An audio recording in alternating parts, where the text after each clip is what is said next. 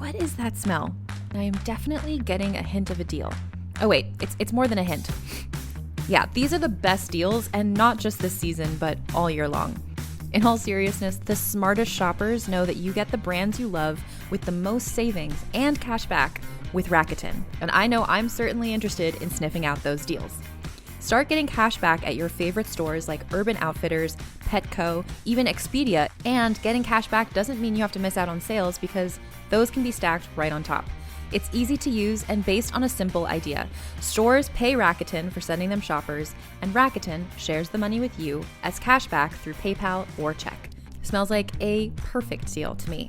Download the free Rakuten app and never miss a deal. Or go to Rakuten.com to start getting the most bang for your buck. That's Rakuten.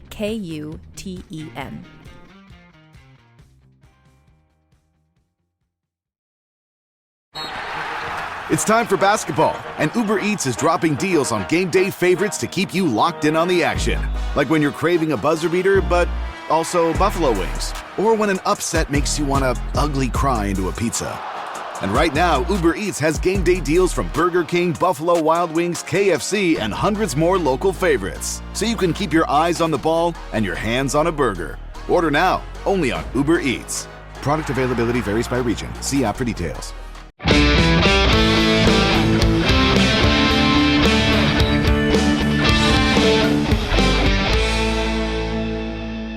In 2005, two brothers hit the road to fight monsters. That road has led them to fighting demons, angels, and saving the world. It's a journey that is taking them to heaven, hell, and back. But they aren't done. Join our journey as we go episode by episode, following the adventures of Sam and Dean Winchester. We break each episode down with the writers, producers, directors, crew, and actors to bring you the behind-the-scenes stories of how this legendary TV series was made. That guy right there, that's Rob Benedict. He played God and Chuck Shirley. Hey, and that guy there, that's Richard Spade Jr. He played Gabriel, Loki, and the Trickster. And P.S., he directed a bunch of episodes, too. Now, while we are insiders, we're also outsiders, because we're not experts. This is our first time watching the entire series, all 327 episodes. Rich and I have met many of the fans at conventions around the world, and we are deepening our understanding of why you all love this series so much. Because it's really good. Yeah, it is. Now listen, there will be spoilers, so consider yourself warned. And thank you for joining us on this trip we call Supernatural Then and Now.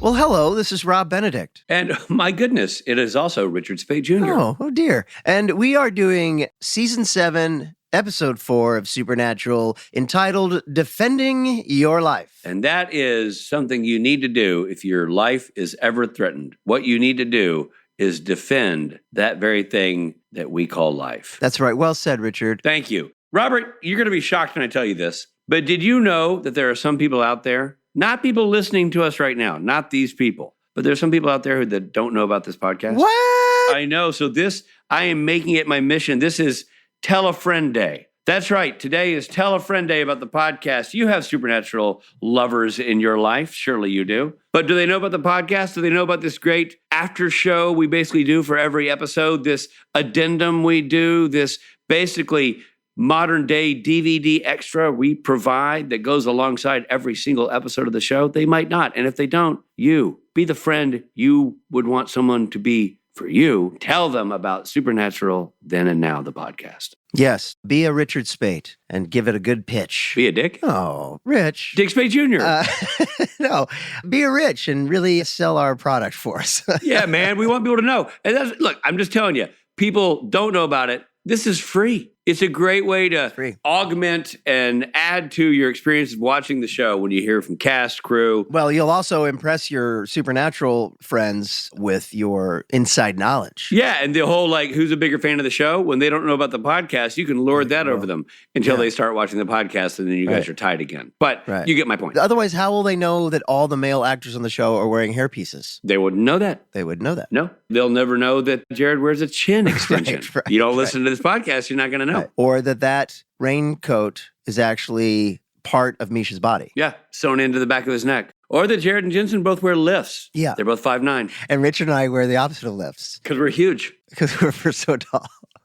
Let's now tell them about what happened in this episode, Defending Your Life. Let's do it. Robert, why don't you do the thing that you do so well, which is summarize. Well, Sam and Dean head to Dearborn, Michigan to cover a case concerning a man crushed to death by a car on the 10th floor of his apartment building. Wait, that doesn't make any sense. How can a car get to the 10th floor of an apartment building, Robert? You know, when we were watching this episode and the car's chasing him down the street and then he hides in an alley and he turns and the car's there and then he goes into his apartment building and he runs up the stairs, I was thinking, I'm going to make a joke with Rich that the car's in the bed smoking a cigarette. That was sort of my joke. Sure enough, the car's right there in the kitchen making noodles. Kind of was, yeah.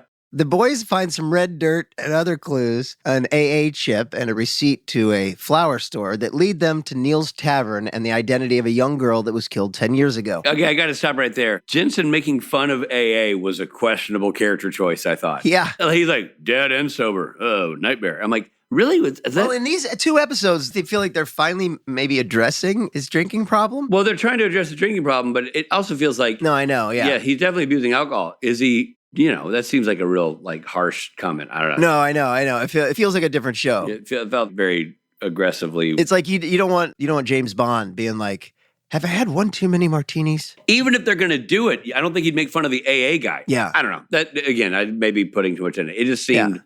No, I'm with you. I'm with you. Well, anyway, those clues and dudes lead them to Neil's Tavern and the identity of a young girl that was killed 10 years ago. The brothers suspect the murder victim may have killed the young girl in an accident in which he was drunk and hit her with his car. Bummer. Suspecting her ghost came back and killed the man, the brothers do what they do. They salt and burn the little girl's bones. Again, doing so unaware of any cemetery staff that might notice a 4-foot flame.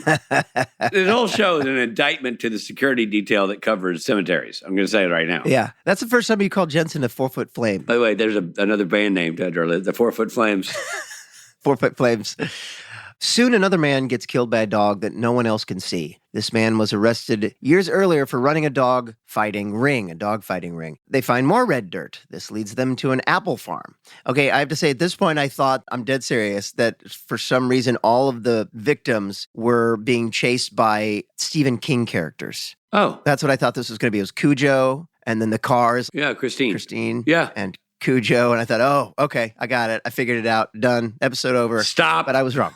On the way to the apple farm, they almost run over a man, Warren, who tells them a crazy story about being transported to a barn with Egyptian symbols and put on trial for a double homicide he did actually commit over 30 years ago, a crime he was already tried in court for and he served time for. He just got out. Right. Now, again, at this point, I go, I don't remember that movie, that Stephen King movie. Warren was at the same bar where the dogfight organizer was before he died, and the AA guy almost slipped back to drinking. Sam and Dean split up. Dean heads to the bar. Sam returns to Warren. Warren refuses to leave. He believes his victims' ghosts are outside, ready to kill him. Sam puts him in a circle of salt, leaves, and drives to the apple farm. Okay, let's talk about this circle of salt. In all the places you want to be in the circle of salt, is it going to be the chair in the middle of the room with no access to the toilet or with about a 6-inch forgiveness gap around the chair? How about on the bed? Yeah. How about somewhere you can move around, a little real estate? Yeah. I looked at that, I'm like, this is a nightmare. These guys got to sit here for untold hours watching a black and white TV. Yeah, why black and white? What hotels have black and white TVs? In this hotel, it's the 50s. Yeah, it was crazy. That was really weird. Yeah. It's 2011. It was hard to find a black and white TV in 2011. Yeah. At any rate, Sam's driving to the apple farm, and on the way, Bobby tells him about an Egyptian god, Osiris, who judges and executes people who carry guilt. Osric Risis. He tells the boys they should get out of town because the guilt they carry is huge. They've got a big bag of guilt on their shoulders. Well, they might. Yeah, they might. Meanwhile, Dean is in the bar drinking and hits it off with the bartender, of course. Yeah. Who's a smoke show. And it doesn't matter that he's clearly an alcoholic ordering 3 doubles in a row. Oh my God, that scene was hard to watch. Yeah, 3 double scotches in a row. Meanwhile, she's like, keep it together, Tiger. I get off in an hour. I'm like, wow. Yeah, I know.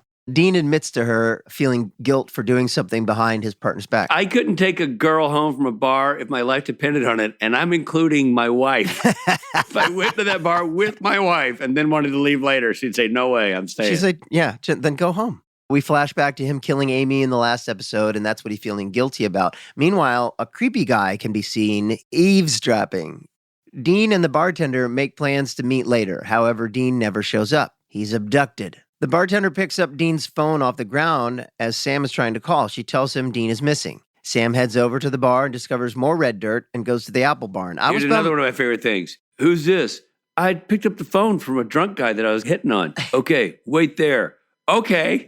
So she just stands there for 30 minutes. I know. She waits on a guy she also doesn't know. Yeah, and we never go back to her. That was it for that actor. Yeah, I think so. Well, back at the motel, Warren accidentally breaks the salt border, and his victim's ghosts shoot him in the face. Yep. Yeah, I saw that coming. One coming. Warren wasn't going to stay in that salt. I didn't feel like Warren was there for the long haul. No. Once at the barn, Sam discovers Egyptian statues. Osiris is there in a throne. Oh, Cyrus. Sounds like a sitcom. That's Cyrus. Oh, Cyrus. Dean is chained to a chair. Osiris is going to put Dean on trial for his guilt. Osiris was a good actor. Yeah. Good part. The Egyptian god senses Sam's presence and calls him out of the shadows. Sam insists on representing Dean. He was pre-law, after all. Osiris decides to play along and calls Joe Harvell as the first of 3 witnesses summoned because Dean feels some responsibility for her death. So it was good to see Joe again. There's Joe returning to the show. Love seeing Alona Tall pop in, do her thing. She's great. Yeah. Great actress, and just fun to see her come back. Great actress, and we had the pleasure of meeting her, and she's just a lovely person, too. Oh, yeah. The second witness is Sam, who Dean feels bad about pulling back into the life of hunting. Sam successfully convinces Osiris that Dean isn't guilty of those things. Oh, Cyrus. Osiris is about to call the third witness, but Dean insists he cast judgment now. Just get it over with. He is worried. Do it now. We'll do it live. Yeah. Just do what you're going to do and get it over with. He's worried that Osiris Oh, Cyrus. will call Amy as the third witness. We all know that's what he's talking about when he's like, I know, because they flash back to it every 5 seconds. So he subtly picked up on that may be what it is. And the thing they're flashing back to is the effects in the show are so good, but occasionally there's an effect that doesn't work quite as well, and the effect of him pulling the knife out of her it doesn't look real to me at all. I just also did not give a crap about that storyline. It had no emotional impact. The Sam flashback to the little kid, and then now we're being forced to relive that kind of death over and over again. Yeah. And like that's going to be the big guilt thing of all the crap that those boys have done. That's the thing that's going to really haunt Dean. Save it. Save your ire. Ugh. Osiris. Oh, Cyrus. Sentences Dean to death. Sam and Dean return to the motel room to prepare for Dean's sentence. They discover Warren is dead. Bobby calls and tells them they need to stab Osiris in the heart with a ram's horn to expel him for a few centuries. Sam leaves to steal one from a synagogue. So hold on now. He goes to the synagogue and he's busted by a rabbi. Yeah. And there's like a line like, I assume you're not here for Hebrew school or bar mitzvah class, whatever he says. So did he sweet talk the rabbi into letting him use it? Or like, what do we... Look, it's a lot of, you just have to do the math in your head and go, oh, I guess he just... I hope he didn't hurt the rabbi, I guess is my point. No, I think my takeaway was that rabbis in general are pretty cool people. He's just like, so you need a ram's horn. Fine, take the ram's horn. Bring it back? Bring it back. I don't think he hurt that poor... I hope not. That's not a show I want to watch. It's all good. Don't worry about the rabbi. The rabbi's fine. It's a bit of a dangling carrot, though, you know what I'm saying? Or a hanging Chad, if you will. Like, what's the rabbi's story? First the hot girl, we go away from her, and then we bail on the rabbi. You know what I mean? Yeah, no, it's fine. The rabbi's fine. We're good. Right. The rabbi's good. Or a scene was cut out. Joe's ghost shows up in the motel room with Dean and remorsefully prepares for killing Dean by gas explosion, similar to how Ellen died. Just as she is about to light the lighter, Sam stabs Osiris with the ram's horn, vanquishing him. That was a really cool effect, I have to say, when he stabbed him and his face went all like weird and kind of like look mummified, almost very Egyptian sort of. Exactly, that was a really good effect. Later, Dean asks Sam why he doesn't feel guilty for anything he's done. Sam says he feels he's paid his penance because of the time he served in hell. He says he's a pretty happy guy. And then Dean says, boy, you're going to be a joy to ride with. And I had to rewind and watch that again. Like, why? Why does that matter? Why is that bad? Yeah. You'd be a joy to ride with if the guy's like, I'm just depressed and I'm blah, blah, blah. But he's like, I'm happy. What do you think it is? I think that Sam just said, no, I feel pretty good. And Dean's feeling really shitty right now. So he's like, great. Yeah, but so he wants another buddy to complain with, you think? Yeah, it's like you come home from a convention that I'm not invited to and you're like, I did really well. I'm like, oh, great. You know, it's like that kind of thing. Is that the analogy you're going with? I feel like I'm just throwing out things. Is that because I just went to a convention this weekend that you didn't go to? No, I was actually happy that you went to the convention in my home state. You think that I'd get an invite, whatever. No, I'm just kidding. I didn't totally understand that part of it. And hey, it's time for you to say this next thing so that I can continue my sentence. I know. I'm prolonging this on purpose, but here we go. Arr! Rob and Rich. Ratings. You know what I like is that in our layout of the show, we literally can't move forward until I do that. We're stuck like a car in the snow. I know. Until we click it into 4-wheel drive with my RRR. I know. And it hurts. It hurts to hear. But so there are a few things about this episode I did not understand. And when I say I didn't understand, it's not because it wasn't clear to me. It was like it just didn't clock with the characters that Rich and I always get thrown when it doesn't clock with who you think Sam and Dean are and where they're at. Yeah. 2 episodes ago, Sam was like literally in hell, haunted by Lucifer and having to like grip onto the cut in his hand. And in this episode, he's going, I'm happy. Is he lying? Has he made peace and we missed it? I don't know. At the beginning of the show, well, now we've watched a couple episodes. I don't remember which one it was. But at some point, he's like clenching his fist, trying to hide the cut in his like. Well, he's pushing on the cut to remind himself that he's real. Right. So that right there is like, this is real. There's a sign that everything's not rosy in the garden. And now, 2 episodes later, Dean's killing of this girl, it's kind of shifted everything. I don't know. And I got to tell you, I mean, just with a 20-pound press, hey, I know we're walking down the street, but I just want to stop and tell you, I really appreciate you not killing that girl because I know you really wanted to kill that girl. And you not killing that girl, man, that was something. And that may be the defining moment of our fraternal relationship for a long time. Of all the people that we've killed or not killed. I know that I beheaded Gordon when you didn't want me to. And I recognize that perhaps a girl you dated once, we had to stab in the face. But this one mattered more. I did not get it. I didn't get it when the episode aired. I don't get it now as they're really trying to hone in on this. Just to clarify, because we talked about this a little bit before we started recording, Rich more than me, but we're both a little confused as to why this is such a big Dean feels such guilt over this one of all the things that they've done. Of all the things. And also, he kind of had a point. He didn't murder an innocent bystander. I get it. Right. Like, she was trying to do the right thing. She had a kid, and it was a really weird move. And he did it with the motel door open because clearly he doesn't care about law enforcement or people screaming or anything. We did talk about that on the last episode. It's a brutal... Yeah, there's a lot that was wrong there, but now they're going to hang their hat on this is the one thing that's going to split the boys apart because... Well, hey, I say, knowing the show, let's wait. Let's see how it plays out. I'm out. Who knows? It's episode 4 of the season, but yeah, it's a weird... We're doing this new thing where we talk about what's the state of their relationship. It's weird. It's shifted again.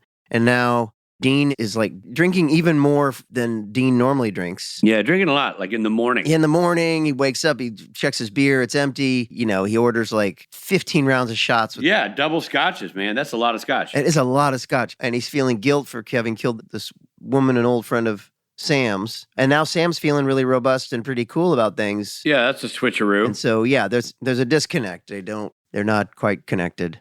But yeah, so what else? What else in this episode? I felt like this is one of those episodes that had the vibe of we've run out of time. Let's do a greatest hits show. You know, where they go, let's do what do you call those when they let's do a flashback episode where we just cut to stuff we already shot. Flashback. Yeah, flashback episode. Yeah. They used to do that a lot in the 70s and 80s, kids. So it felt like that, where they're like, shit, we're short on, we don't have the script ready. Let's just make it a flashback episode. Because he kept going to Harvell clips. And then the other girl, and also to equate Joe Harvell with the other gal, Amy, I think her name is. Sure. Doesn't make any sense. One is like a lifelong friend. That you had a real bond with. That we knew as an audience, we got to know well. Right. That Gene and she had like a subliminal will they, won't they kind of energy. Also a sibling, and like it was a very complex and well-developed character. And her death was massively impactful to the fandom, to Sam and Dean, to everybody. To draw a parallel to that to the other one didn't make any sense. I have to say, you're pretty psyched if you're the actress who plays Amy, because you get paid every time they run that clip. Yeah, those flashbacks. No kidding. The guy who played Osiris, nice job, but he'd be like, are you sure about that, Dean? Cut to 4 minutes of highlight reel of other crap. And then he'd come back like, are you really sure about that, Dean? Cut to more, blah, blah, blah, blah. You're like, oh, God. I just felt like this was there were a lot of sitting around. Honestly, it kind of lost me with the car in the apartment. It just, a little bit. Because the payoff wasn't strong enough on that one. Again, I think it would have been better if it was all Stephen King characters. I feel like that would have been more. Literally, there was a point to me when the guy that's escaping that they almost run over at the car, Warren, I was like, oh, it's the guy from The Shining. Oh, okay. All right. I was really trying to piece together like what character he'd be. You're really, okay, I got it. Yeah, it makes sense. Trying to find the connective tissue there. I know, and the fact that Osiris was just in this barn, I don't know. Look, and here's the thing. We love, obviously, huge fans of Adam Glass, who wrote it, and Bob Singer's. Like, these are literally two of our favorites. Two of the best of the best. Yeah, it just didn't all add up succinctly. from me and for Rich, I think. So I'm going to give it my rating. Give me your rating, buddy. If only Stephen King had a beard. I'm going to give it, is there a Stephen King character who had a beard? I don't know. I'll give it the Jack Nicholson when he hadn't shaved. I knew you were going to say that because you're going to go Shining on it. You're going to go a scruffy, shining Jack Nicholson, right? There are things going on, but it's, I don't know, it's a bit off, just like the character in The Shining. Yeah, just a scruffy Jack Nicholson from back in the day. You're going Jack Nicholson, scruffy, unkempt, going insane during The Shining. Yeah, / One Flew Over the Cuckoo's Nest. Right. I'm doing Tim Daly when he went nuts and became unkempt and went crazy during The Shining, the miniseries. I was like, Tim Daly, mayor of Chicago? No.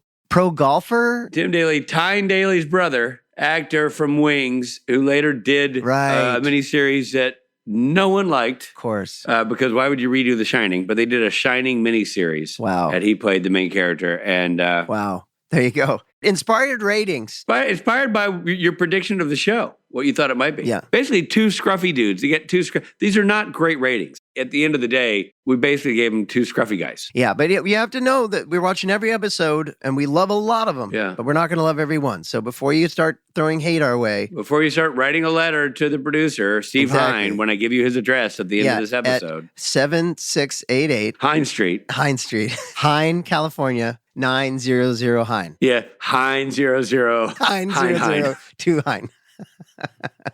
Well, hey guys, Mark Meyer is credited as the sound designer on all 327 episodes of Supernatural. That's insane. Doesn't the man have a life? He's not married? No hobbies? It's crazy. Well, we'll ask. His credits also include Walker, Gotham, Fear the Walking Dead, Smallville, and Fear Factor. Not Fear of the Walking Dead. Fear the Walking Dead. It's more of an admonition. Fear the Walking Dead. His work on Supernatural earned the series 2 Emmy nominations for sound editing. That's amazing. And he won an Emmy for his work on Smallville. Oh, dude, he's going to lord that statue over us. I know he is. Well, let's wait and see as we interview Mark Meyer.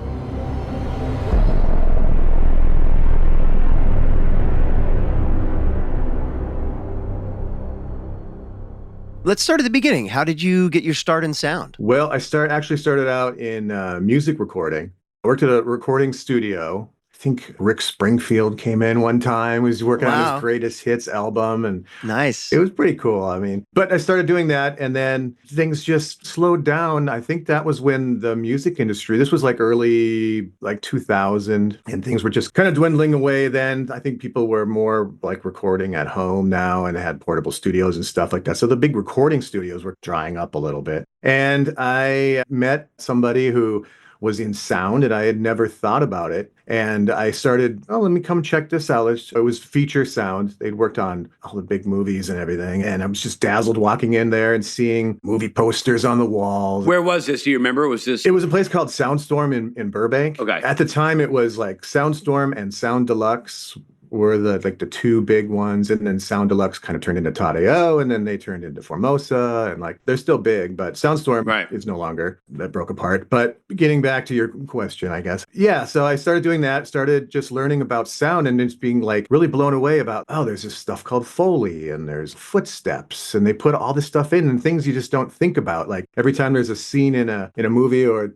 TV or whatever, you see somebody handling something or touching something or whatever. And then there's people that actually do all those sounds, Foley artists. Yeah. And this was all new to me. I had no idea. So I was just like, this is really super cool. So let's dive into that a little bit just to unpack the idea of a Foley artist for people, for example. So when you see Jared and Jensen walking across grass and then pulling guns out of their pocket while wearing leather jackets, all of that sound isn't there. Correct? Correct. But you have to put it in. Yeah. In fact, the production sound people that are actually recording what you just explained on set are trying to not have that stuff there because it might interfere with the dialogue. We want to hear the dialogue over everything. So all that stuff, all the sound gets put back in later so that we can clean it up. We can manipulate, let's hear a little bit more of that sound of the gun coming out. We can make it louder because we have it isolated. So yeah, there's that. So somebody sits and watches, a Foley artist sits and watches Sam or Dean do whatever, pull their gun out and recreates all that. And then also as an effects editor myself, we do that as well.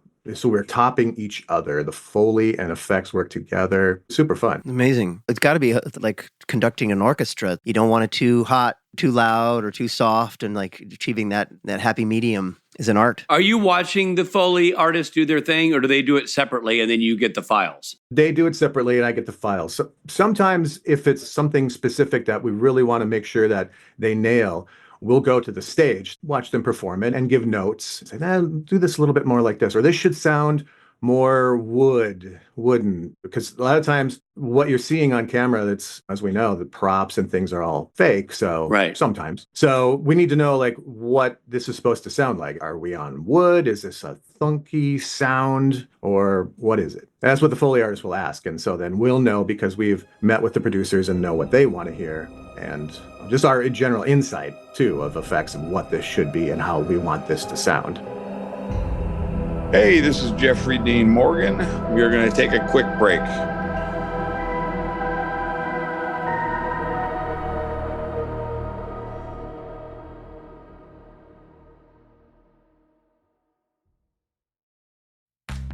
This episode is brought to you by Progressive Insurance.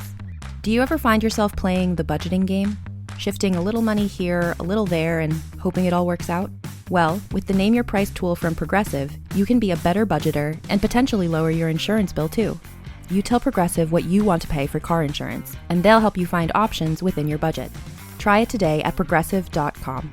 Progressive Casualty Insurance Company and Affiliates. Price and coverage match limited by state law. Not available in all states. Hey, it's Richard Spade Jr. here with a question. Do you say data or data? Well, at the Spade House, we say data. And for the longest time, I thought paying a fortune on my monthly data plan was just normal.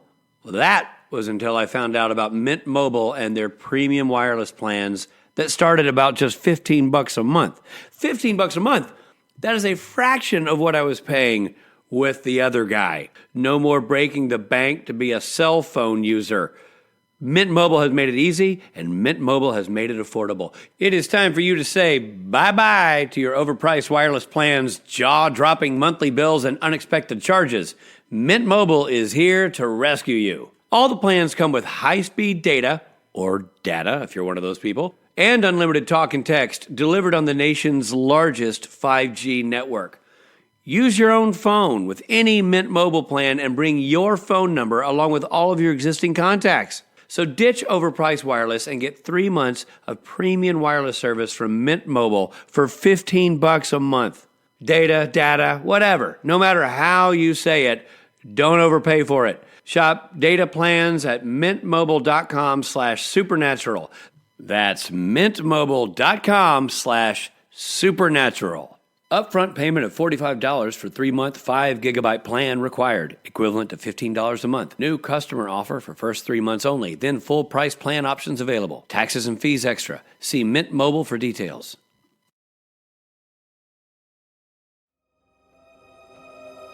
Hey, it's Jeffrey D. Morgan again. Welcome back to the podcast. And then when in your career, how did you come across Supernatural? How did Supernatural come into your life? I was working at Warner Brothers on another show. I was actually working on, I believe, The West Wing. And then this pilot, Supernatural, came in. So we used to have a pilot season that would come around, and then we would get the pilot episode. And pilot of Supernatural came in, and I worked on it. And we were like, if it gets picked up, I got offered the position. Said, you're going to be the effects guy if it gets picked up. And hey, got picked up. So wow. So you did the pilot all the way through. You're like one of the few people that did everything. You worked on every episode. I worked on every episode. Amazing. That's remarkable, man. That's That's a kind of a TV historical achievement, because shows aren't going to be on 15 years anymore. You know what I mean? We're not going back to that. Yeah. Yeah. Exactly. Yeah. 15 season was like 327 episodes or something like that. Exactly. Like, whew. It just, every year we thought, is this going to be the last year? Is this one? And then like, no, it's going again. How much of your team changed during those years? It was a little bigger crew in the early seasons. And then as it started building and going on like season 5, 6, then we started to lose different people. And then it was just me as effects and Michael Lachey. Then we had our Foley team, and we had our dialogue editor, Karen Foster, who's also, she's great, and she stayed on. And so it didn't change too much. I mean, we would see some people in the office change in the production office, but yeah, the core artists working on the actual show were pretty consistent throughout. Yeah. How does what you do different than what Michael does? What are your different positions on the team? Michael, he oversees, he's the supervising sound editor. So what he does is he oversees the overall sound. He meets with the producers at the very beginning, and I also would join him with those spotting sessions, we call them. So he oversees the sound, he oversees the dialogue, and he oversees the ADR and the mix and the final products. And me, as the effects editor and sound designer, my job is primarily just to work with the sound effects. Got it. So he gave me like full reign, and he would just step aside, and I would get the show, and it was just my thing to just go. And I mean, we've worked together for 20 years, so I know what he's looking for. So this specific episode, we're talking about 704 in this episode of our podcast. So at the beginning of the episode, there's this car chase where a car is chasing down this guy. And so constructing that scene, like with sound, what all are you adding in there? Are you doing the sound of the car and the running footsteps and all of it? Yeah, our Foley team will do the footsteps. As far as like Foley props and things, that's a combination of effects, myself, and our Foley team as well. But yes, you're right. The cars, everything you're seeing, I'm putting in. The squealing wheels. Squealing, yeah. And then different things to make the engine sound interesting. You got to build that too. Right. Not just a regular car sound. There's going to be, we're going to top it with maybe some animal sounds, growls, just different things, because it's supernatural. A lot of that went into it to make it larger than life. Because it's an evil car. Yeah. Essentially. Yeah, exactly. I love that. Like in the thing we're talking about, they're going, this car is an evil car. Right, it's a haunted car or whatever. That's exactly right. Yes. Right. That's cool. Yeah, and that's helpful too. And sometimes we'll say, now, this particular scene, this car, ask the question, is this an evil car or what? If it's not just a straight ahead car, if this has something more story into it, and that's what we're trying to do, tell the story with sound. Now, in that sequence, would you use any of the actual prop car that they used? Primarily no, because the recording just isn't that great. And the cars, frankly, don't sound that great. We can always, I can always make them better. Yeah. Right. Because we have actual recordings with microphones that are placed so that we can get the best sound out of them. In fact, what's interesting about Baby is when you hear it, it just sounds like a piece of junk. There's nothing there. It does not sound cool like it does, like Baby does. Wow. That was really fun, designing Baby and making that its own character. Sure. It's really interesting too. What you do, your and Michael's part of the show, I think is so fascinating to me, because I love music. I love recording music and that kind of thing. And yet the art that you do, I don't think I could do it. It's because it's not like you're just placing a sound of a car onto a car. You've got to make the acceleration match with what you're watching. And you're starting from scratch too. Like each car is going to have an individual. It's not like you put car engine on car. You're building a profile, like you say, you're building a character of sound. Right. And if you've got a shot of the car racing down a street and the sound you have stops suddenly or goes, but there's no that you're watching. You know what I mean? You really have to match to what you're watching or it screws you up. You know, it's such a specific thing. Yeah, right. I mean, the squealing tires, like you say, can really just punctuate the scene and just make it even creepier too. It's like that particular scream coming through. Right. It adds to the story. Yeah. So much. And is sound built, when you're turning in sound, is your mix always 5-1? Is it always built for a surround sound? Or are you doing a surround sound mix and a stereo mix? Are you guys doing different versions of the mix for different markets or different methods of watching? Yes, we mix it in surround 5.1, and then it became like 7.1. Now it's like Dolby Atmos. Right. But yes, we'll always mix it that way. Now, if we want to make it a stereo recording, we can always, in the mix, just make a different pass of it in a stereo. Is that necessary anymore, or is that required? Or no, it's required. They'll ask for different mixes. I thought so. Yeah. That's interesting. I just don't think, again, it's because people aren't seeing it. There's an assumption that, to Rob's point, well, there's a car on set, so obviously that's the car's sound, but it's not.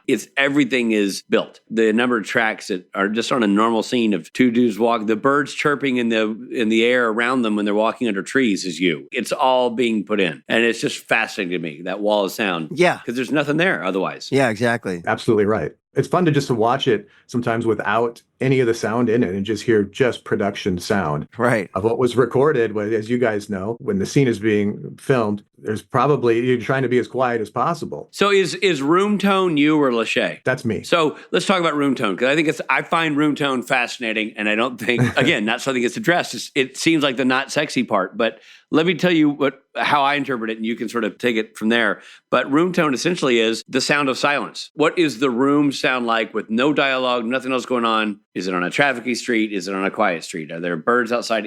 Are the windows closed, the windows open? Like, what do you hear when no one's talking? Is that a fair way of describing it? Yes, absolutely. There's two different things. There's what you're saying, the room tone, which we record, which is very helpful if the production sound mixer will just tell everybody, hey, give me a second here. We're going to record, a few minutes of room tone. And then that goes to the dialogue editor, who can use that to help fill in gaps and stuff within the dialogue edit to make that run smooth. So room tone from a sound effects side is me building the backgrounds, what you're going to hear. So there's two different types of the room tones. There's the room tone, like I just mentioned, for the dialogue, and then there's the effects, which I will build, which is going to be the sound of air, the sound of maybe a hum or a rumble. And then that's the basic layer. And then on top of that, if we're outside, we're going to, in our city, obviously there's going to be traffic. There's going to be people walking by, footsteps. Yeah. There's going to be birds or crickets if it's night. And that was always a big thing on Supernatural, was if it's a nighttime, there's always going to be crickets. And I had specific crickets that I used, if we're in a graveyard or we're at Bobby's place or wherever we are, those are the crickets, and they got to be in there, and they're going to be consistent too. Wow. That's building the background sounds. Right. And Supernatural had a very distinctive room tone, tonal sound going on, rumble whenever a creature would show up or somebody evil, something bad was coming. This was my homage to David Lynch, was to have like this rumble kind of coming up, and it just would signal that things aren't right here. Right. It's subliminal, right. isn't it? Subliminal. Yeah. You're putting the rumble in, and you as a watcher aren't aware of it, but you're aware something's coming and something's happening. Yeah, I think it just goes to there's no such thing as silence. I mean, like if you think about it, even quiet isn't quiet and can be used for dramatic effect. Yeah. And then what about when you have to create, like in this episode, we have Osiris is stabbed with a ram's horn. There's lots of stabbing in Supernatural, various knives and angel blades and what have you, iron spikes. How do you research and create all the unique versions of what that would sound like? Yeah, because the sound of a ram's horn stabbing doesn't really trigger anything in my brain, Yeah, we'd have to have the sound of the ram's horn itself, the movement of that going in, and then just with your basic, what you're going to hear from a stab, the squishing or the, and yeah, over the years, I've had fun with chickens and buy an uncooked chicken breast or something and just take a knife and start stabbing it and squishing it with the microphone really close, making all the gushy sounds that you hear. And does your wife ever walk in the room and then just back out slowly as she sees what unholy thing you're doing with the chicken? Oh, yeah. So is that you actually recording that? Yeah. Wow. That's so cool. And then you could just put that in the library, stabbing sound. And then what is a ram's horn handle like? How do you do that? You could take like wood or something similar that you look at and you're like, okay, this might sound like this. And you start rubbing it and like close mic it. And then you can manipulate it with different effects that I have, like in my Pro Tools rig. You can change the pitch of it, EQ it, so you can play with it a lot too. Right, do that to give you what you want to make it sound like, Sound hollow or something. Yeah. What do you do for Walla? The term of like other people talking in the bar, but it's not scripted dialogue. Are you a part of the team that records that with the loop group? Or do you just, hey, you put the order out, give me a loop group with just 5 dudes or something? Like how does that work? Yeah, it's kind of a combination of that we have the loop group come in. If we want specific conversations or we want to hear maybe a little bit of some talking in English, some dialogue, we'll have that. We'll have the loop group do that. Primarily, we try not to use anything that's specific where you can hear their dialogue and then hear it in English, so that when we dub it for foreign versions in that, there is an English in there that we have to take out anyways. So we'll have just a bed of Walla, of just nondescript voices talking. Right. So that's Walla for people listening. Walla is nondescript voices talking. I think he basically just defined that, right? But it's human voices in the given language of the region we should be in. Yes. You hear the voices going, but you can't understand the specific words. Walla, Walla. Yes, exactly. It's funny because I'm always listening for that when I go out to anywhere. wherever it is, a coffee shop or a diner, whatever. I'm always listening, and I always say, and I usually would carry my recorder, my little handheld recorder with me, especially traveling and stuff. It's always with me.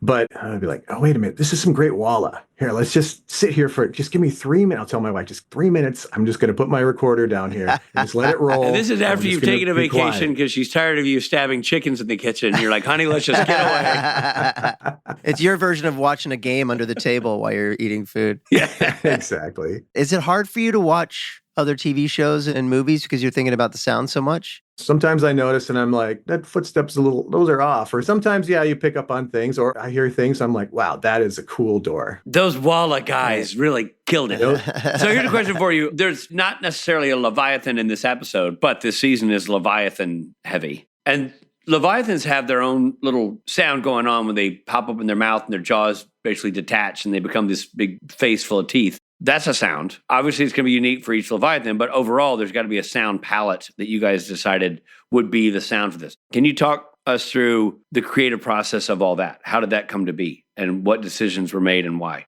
Yeah, the overall note that I got for that was we want it to sound like Predator, that kind of in your throat clicking sound. So I just built on that, recorded myself making those sounds and then manipulating them with processing and things like that in Pro Tools and coming up with stuff like what else would go with this? What are we hearing here? Maybe there's some dolphin clicks and things like that. Did you ever do something where you're like, you go and picking your kids up from school and like kind of start clicking to yourself and people are like, oh my God, you're a Leviathan.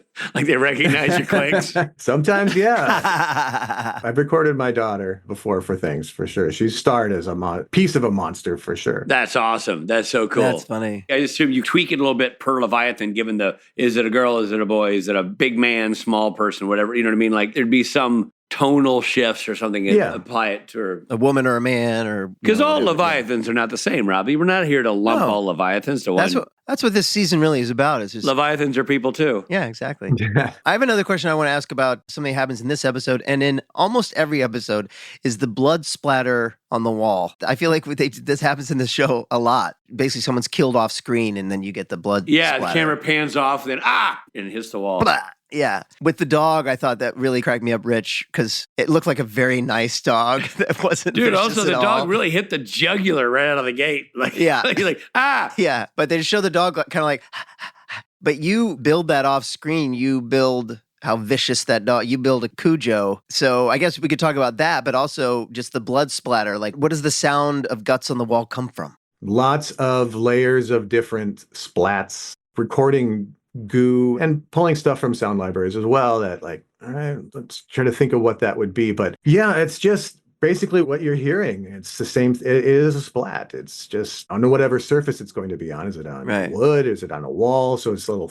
It's got a little thud to it. Maybe a little hollowness sound or whatever. So we take that into consideration too. Yeah, and again, not easy to do because it's got to match what the visual is, and it's not always easy to do. Has to sound authentic. Yeah. But unique. There's so much that goes into that. Yeah, and so much thought goes into each one. But I'm sure for you now, this many years in, you've got your tricks and your things you can go to, like you said, making it more hollow. I don't necessarily know how I would do that, but I'm sure you can EQ things or add compression or whatever it is, reverb. Sure. Or just record it that way too. Like actually have a hollow sounding thing that we throw some goo at. Oh, the goo. The goo in this show. Now, are you in Los Angeles or Canada? I'm in Los Angeles. Yeah. Okay. So you would do all your work down here. Yep. We'd go in and do ADR. Most of us would do ADR down here. Reminding everyone listening the ADRs when the actors go in and do dialogue replacement because there was something wrong or they changed a line or something wrong with production and we need to redo it. But the rest of it was all happening in Canada. That had to make the job a bit challenging at times. You couldn't walk onto a stage because it was happening in Canada. Yeah, as far as the set, I was not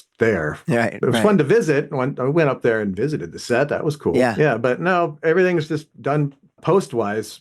Primarily here in LA. I imagine that's pretty commonplace, though, to have those entities be separate, correct? Yes. Yeah, because we can do, the only time we really need is interaction is like with the actors who do ADR, like you mentioned. And we can do that remotely. And sometimes they would come down and record it in LA. The actors would visit our studio at Warner Brothers. Yeah, that was probably more convenient for you, right, to have them there. Yeah, it's fun. And then you also know you're getting what you want. You're not, if they're doing it up there, I'm sure it's great, but they're also kind of throwing darts without knowing what the dartboard is sometimes. And so it's probably better to be able to give your specific notes when you're down there. We've said this before to Lachey, but the ADR at Supernatural is virtually undetectable. It's remarkably good. And that is not the case on all shows. Really can take you out of it, too, if you notice it. Yeah. Absolutely. Man, you and your whole team are just remarkable. I'm a massive sound nerd. One of my first jobs was in post-sound when I was in my early 20s. I'm fascinated by the world, and I think it's the unsung hero of TV. I read this great article in Movie Maker magazine a million years ago, and the upshot of the article was about indie filmmaking. They said audiences will forgive something that's slightly out of focus or not great framing. They can forgive a lot of visuals, but they will not forgive bad sound. If it doesn't sound right, if it doesn't sync up right, if you can't hear it, if you don't understand it, if it doesn't make sense to the brain, it pulls them out. It's a really complex layer that no one thinks about because they think it's happening in real time. They think that gun is making that sound right there. Those footsteps are happening there. The car door is the car door. They just think it's all that. And it's none of it's there. It's all built. And it's built by the likes of you, and you've just crushed it for decades. And the things you're building are supernatural things, so it's not easy to do. Again, it's a real art form. You don't go to the Leviathan library and grab Leviathan. Thank you. That's kind of you to say. But yeah, you're absolutely right. What does a ghost sound like? I don't know. Yeah. Whatever I want it to sound like. Yeah, exactly. Yeah, that's awesome. Cool. That's the catchphrase. Whatever I say, it sounds like. Thanks for being here, man. Come back and talk to us again in the future. Absolutely. Thanks for having me. This was awesome. Oh, thank you, man. Really Thanks, appreciate Mark. it. We will have you back. Appreciate your time. Thank you. See you, buddy. See you guys. Hey, this is Mark Shepard. We're going to take a break. We'll be right back.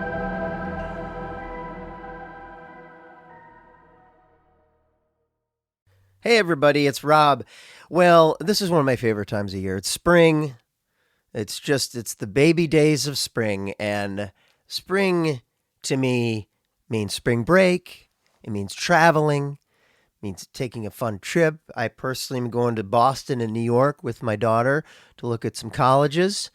And so when you're going on vacation, you need some good vacation outfits, some good vacation accessories, and a great site that I recently found out about that has all these things, Quince, which has high quality travel essentials at insanely good prices, like lightweight shirts and shorts and pants for any occasion. I got this was in the middle of winter, but I got a pair of cords from Quince, a good old fashioned pair of corduroy pants. And what's great about them, it's made with really good material. See, what Quince does is they partner directly with top factories. And the other thing is Quince works with factories that use safe, ethical, and responsible manufacturing practices. So you don't have to feel weird, like, where did this come from? Anyway, I got this pair of cords, and they're great. The material is great, and it's breathable, and it's has a little stretch to it, and I just love them. So I'm personally going to go look for a spring pair of pants, so I can bring that to New York and Boston with me and impress the locals. So for your next trip, treat yourself to the luxe upgrades you deserve from Quince. Go to quince.com/STN for 365-day returns plus free shipping on your order. That's QUINCE.com/STN to get free shipping and 365-day returns. Quince.com/STN, as in supernatural then and now.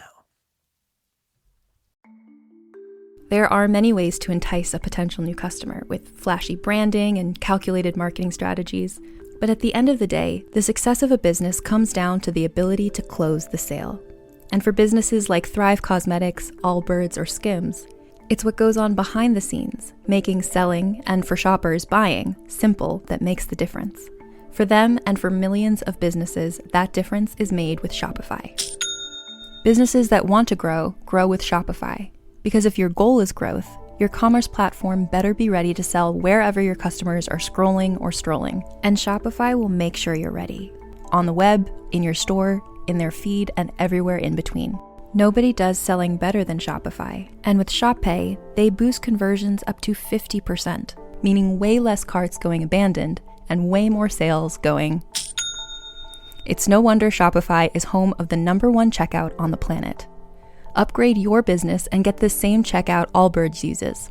Sign up for your $1 per month trial period at shopify.com/realm, all lowercase. Go to shopify.com/realm to upgrade your selling today. That's shopify.com/realm.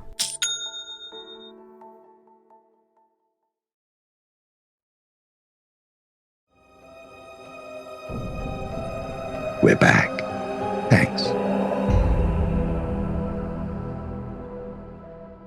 You know what, a great guy. I've never sat down and talked with Mark that extensively. It was really nice to get his perspective. Dude, it was great to get his perspective. We've never had him on. And I got to tell you, I heard a lot of interesting information. Hey. Yeah, it's a sound joke. It's a very easy sound joke, but I'll give it to you because I didn't have one. Yeah, he was great, man. He's really interesting. I do find that world fascinating, as you can tell by my geeky enthusiasm. Same, man. Same. Sound, and you know what I was thinking? I'm glad I didn't say this because I would have sounded like a real amateur. But the question you had about room tone, yeah, I do that same thing when I'm editing our other podcast together. Yeah, I have to cut out whatever you coughed or something. Yeah, but you got to replace it with tone. And so I have to go back and listen in the episode when there's another clip of you just listening to me, and I put it's a similar thing to what that is. Yeah, it's funny. You don't think that silence makes a sound until you hear it drop out. Dead air. Which is terrifying.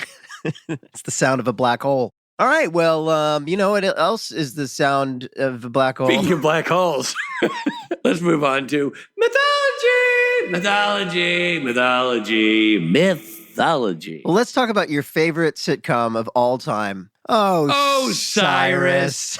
Robert, I'll dive into a little Osiris info if you'd like. In ancient Egyptian mythology, Osiris was often depicted as a mummified king and the judge of the dead, ruling over the underworld.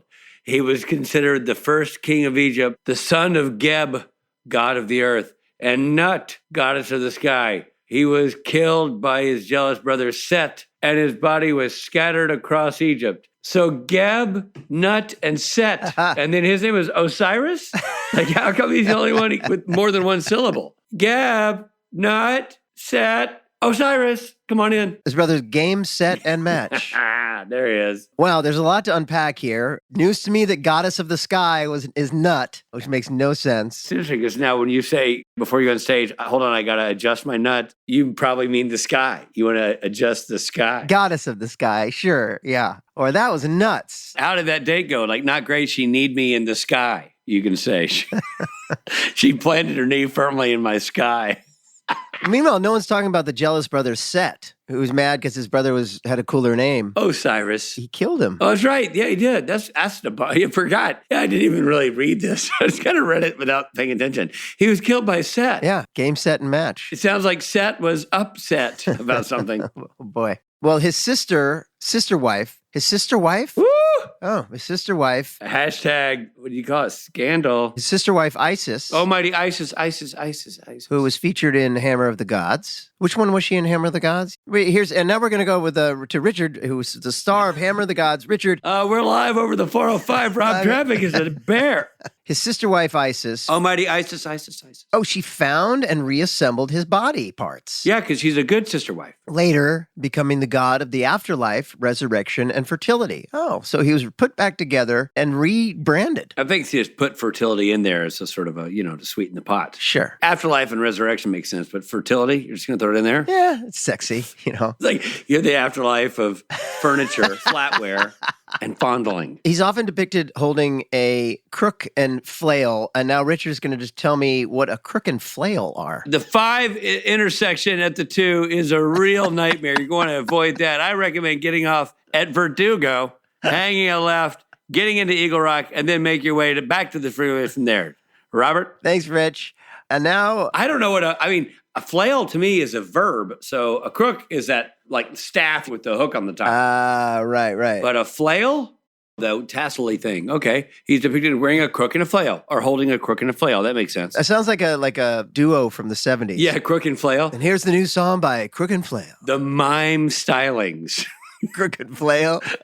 I love that TV show. Well, Robert, if you love that TV show, then you're going to love these fun facts.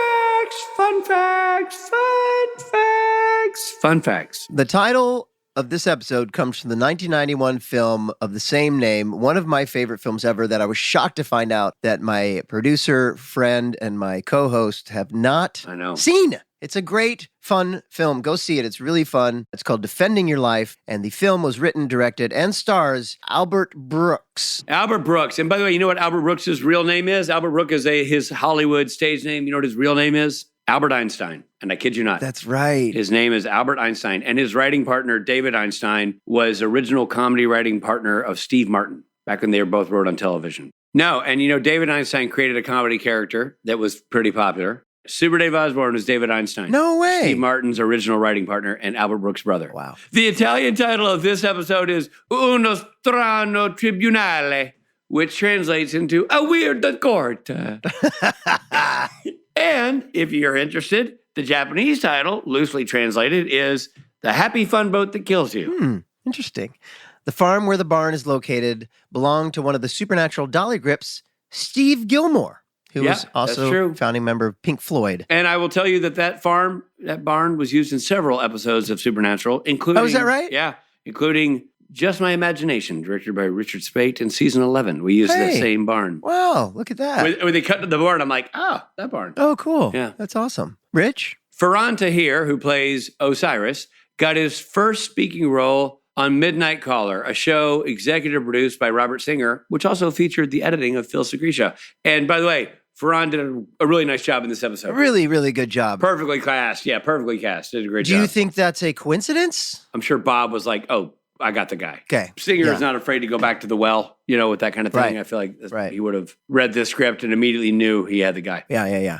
McCohen's Pub, the bar the guy runs into to hide from the German Shepherd, was also featured in Mannequin 3, The Reckoning. Not the movie, but the episode. However, that episode takes place in New Jersey, not Michigan. So you do the math. That doesn't make any sense. We just haven't talked enough about that. German Shepherd is in the bathroom. He goes in the bathroom, locks the door, and the German Shepherd's there, and it could not look nicer and more docile of a dog. Unless you're Rich Speight or somebody like Rich Speight who is petrified of German Shepherds, in which case a docile German Shepherd is still the scariest thing you've ever seen. To me, the dog's looking at him like, hi. I know. I mean, he is. But And then the dog trainer gets him to go, rah, rah, rah, and make that mean face. And then blood splatter. I didn't see the blood splatter because I was hiding behind the couch at that point. That's funny. It's funny that's your Achilles heel. Scary dogs they work on me. You got bit? Bit as a little kid, yeah, and they just never bounced back. I don't mind all dogs. I'm afraid like Rottweilers and Pit Bulls and German Shepherds. I used to joke, if dogs can smell fear, then I must reek. Right. It must be like just this fear bomb going off next to them because I'm like, I start sweating. I'm like, Or if humans smell BO, then you also reek. That's a whole different episode. I assume we're going to do a very special episode about my stink. It's possible that Ferran came in to read and Bob was like, oh, that guy. Maybe. Maybe if he didn't pick him. Yeah, sure. Whatever it is, I bet Bob had a hand in it. Sure. Now, back to the fun facts in order. The 6 14-foot Egyptian statues in the barn ended up at location manager Russ Hamilton's house. And for a number of years, he used them to transform his yard into an Egyptian sarcophagus for Halloween. A party was thrown every year, and invitations were never sent out to Rob and Rich. So That's we true. never saw this in real life. And we know Russ. I thought we did until now. I thought we did. Yeah. I'm never speaking to him again. Never mind. Yeah. Well, that's good trivia, good fun facts. Yeah. Amazing. Brad Creaser always had a big Halloween party, too. He created a maze in his front yard. Again, no invite to Rich, but... I didn't even know about that one. When he didn't invite me, he's like, look, I'm not inviting you, and I'm asking you not even to breathe a word to Benedict. I don't even want him to know this happens. I guess that's nice that he cares that much. I mean, that's a lot of effort to leave you that much in the dark. It's better than, who's Rob Benedict? Exactly. Speaking of who's Rob Benedict, this episode of Supernatural features Jared Padalecki as Sam Winchester, Jensen Ackles as Dean Winchester. Guest stars included Jim Beaver, Alona Tall, Ferran Tahir, Julian Christopher, and Emil Ullerup. Defending Your Life was written by Adam Glass, directed by Robert Singer. Editing by Nicole Baer, music by Christopher Leonards. Props buyer, Carolina Grant, Boom. Who went by simply K. Executive produced by Robert Singer and Sarah Gamble. Supernatural was created by Eric Kripke. The episode featured the following songs: Down South Jukin by Leonard Skinnard and 4 a.m. Blues by Barrett Johnson.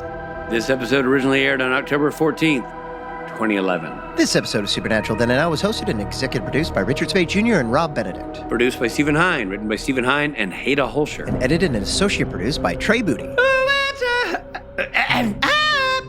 Music provided by Tim Wynn. The episode was recorded with the help of Sonic Fuel Studios. This podcast is from Story Mill Media. Follow the podcast on Instagram and YouTube at SPN Then and Now. Become a member of the podcast to get early access, chat rooms with other podcast fans, and video interviews at patreon.com/SPN Then and Now.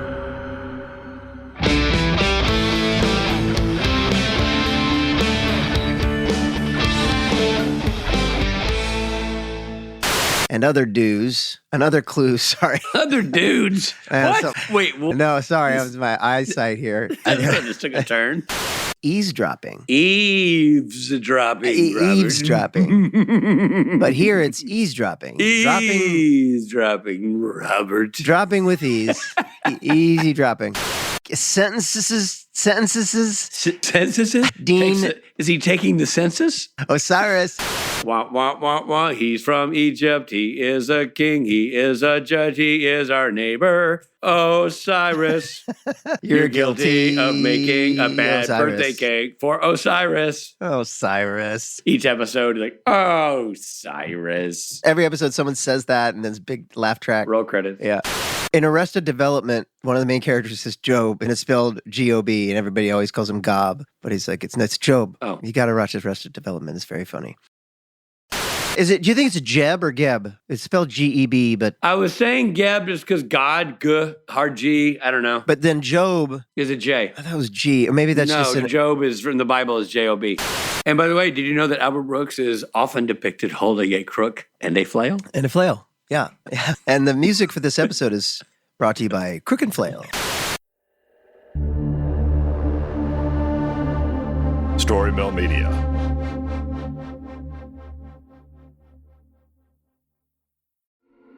What drives a person to kill? Is it uncontrollable rage, overwhelming fear, unbearable jealousy? Or is it something deeper, something in the darkest corners of our psyche? Every Monday and Thursday, the Crime House original podcast, Killer Minds, dives deep into the minds of history's most chilling murderers. From infamous serial killers to ruthless cult leaders, deadly exes, and terrifying spree killers. I'm Dr. Tristan Engels, a licensed forensic psychologist. Along with Vanessa Richardson's immersive storytelling full of high-stakes twists and turns, in every episode of Killer Minds, I'll be providing expert analysis of the people involved. Not just how they killed, but why. Killer Minds is a Crime House Studios original. New episodes drop every Monday and Thursday. Follow wherever you get your podcasts.